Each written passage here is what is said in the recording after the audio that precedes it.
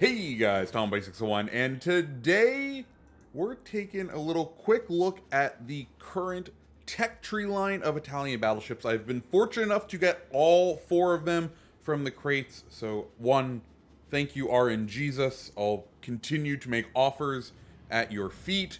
Also, I guess thank you Wargaming because they did give me 20 of the crates. If you want to take a look at my drop rates, I always post a video of those, and that's over in the shorts. But I figure since I have this opportunity, I'll go ahead and do a quick guide on all the ships, and then we'll eventually get around to showing off games of them. I have some pretty fun games out there right now. So what do you need to know about the Italian line of battleships? Well, first things first, SAP secondaries. They are nasty, they are beautiful, and destroyers, cruisers, and even battleships, beware, because they pen and they do some pretty good damage, and I absolutely love them. They are just a ton of fun. The next thing you need to know, main guns tend to shoot in the shotgun-like pattern. They are definitely up close better than they are at longer range. We could definitely use an accuracy commander. I guess technically we have one now that this video is released, but not at time of recording, with the new Azure Lane Commander that is going to be like an accuracy-based commander around this. But as of right now, when I'm recording this video in the opening weeks, we only have Paolo de Revel. I'll go ahead and throw up the build that I am using for all of these ships, which is a secondary mod, and then this is the commander skill set. Von Hipper out there doing the Lord's work when it comes to extending the secondary range, especially on those beautiful SAP secondaries. So there is that, and yeah, so with all that said, let's just start going through the line. The tier 3 is the D. Allegheny, and well, it's a dreadnought style battleship, launched originally in 1913. You'll notice the majority of these Italian battleships have a icebreaker like bow, or at least kind of icebreaker-ish. On Allegheny, you're having 100 millimeters, and then 19 millimeters on the top sliver. Basically from where that star is on the bow and up, you're at 19 millimeters, and then everything else below it is 100 millimeters, which means you can bow tank for days, and then the rest of the ship is essentially wrapped in 100 to 250 millimeters armor. It is a chunky ship, and it does have what I think is one of the nicest features for these dreadnought style battleships. Generally when we have these dreadnought style ships, the turrets are kind of biased equally, so two of them will want to face backwards, two of them will want to face forwards.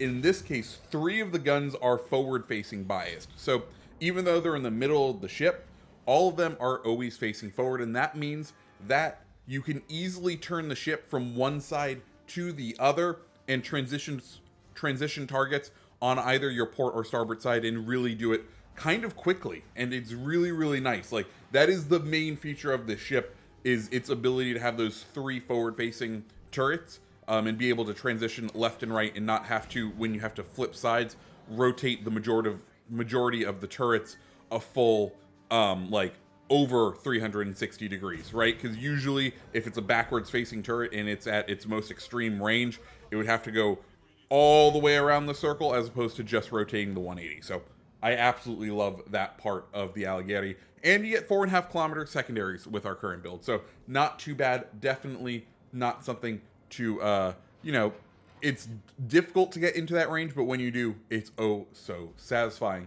The next ship, the tier 4, is the Kvor. I think a lot of people are saying it is the worst battleship at the tier, and part of me kind of wants to agree. But the Italians, it feels like they saw the Allegheny and they're like, well, our accuracy is shit. What could we do? We could either A, invest in making better guns, or we could add more guns. And that's exactly what they did.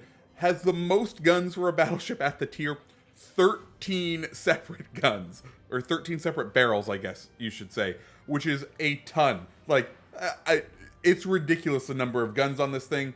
The downside is they turn and traverse oh so slowly. It is so painful. Even turning the ship at top speed is going to end up wearing you down, and it won't be able to keep up with turning. So be aware. This, while I have secondaries on there right now as the first slot, it may be getting moved to turret traverse, because that's what this ship needs.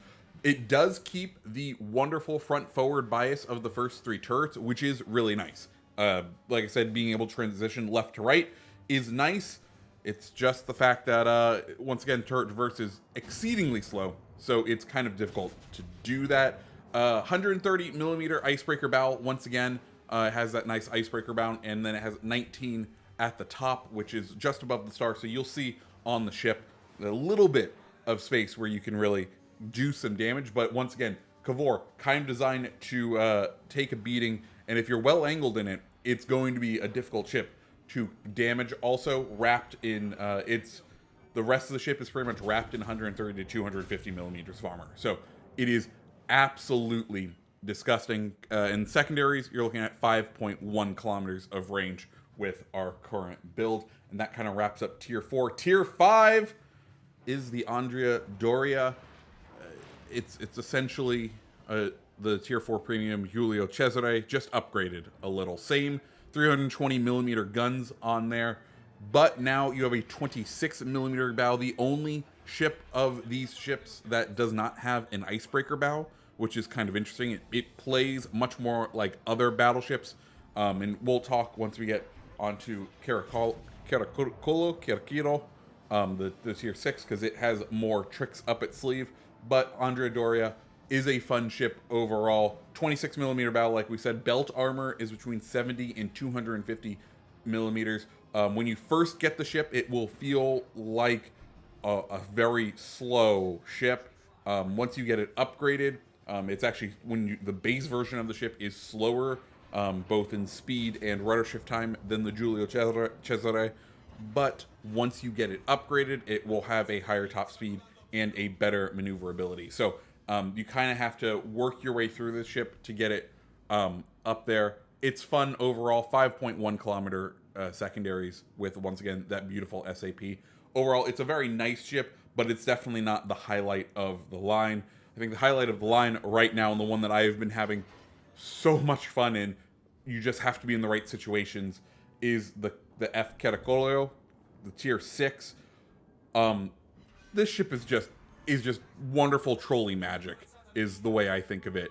So once you get to tier 6, and then eventually when we get to tier 7, you get an exhaust smoke generator for this battleship.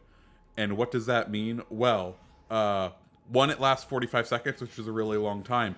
2, it means if you have teammates who are spotting, you can get in close, pop your smoke, and as long as you don't fire your main guns, your SAP secondaries, which will tear pretty much anything apart, will just go to work and they won't be able to shoot you. It's beautiful, it's wonderful, it's magical, it's my favorite thing about this ship. It is a excellent brawling battleship. If it gets caught in open water, and if you get a map that favors open water, it does struggle a bunch. But oh my goodness, is it fun when you get the exact right map and you're at the right spawn. It just sings. 381 millimeter guns, 150 millimeter icebreaker bow with 26 millimeters in the upper bit, and has 300 millimeter belt armor. It is a brawler, and its secondary range is also just absolutely wonderful. Secondaries on it are at 6.6 kilometers. So we're not talking German secondaries here, but we're talking fairly respectable. And once again, you have that exhaust smoke, so you can kind of creep into secondary range unexpectedly on some ships. Now, once again, majority of the line doesn't really perform well with accuracy. So I am waiting on the Zerlane ship to get here to really cement my final opinions. These are kind of a first impression, a first guide to it. But as of right now, I am definitely having fun with the Italian battleships, and hopefully you will begin to research them once they come into the tech tree, or you were able to acquire a couple of them in some crates. But guys, that's all I have for today. What do you think? Which ones are you looking forward to the most? Let me know down in the comments below. If you like this video, go ahead and hit the like button, hit the subscribe button, and I hope you have a great rest of your day. See ya.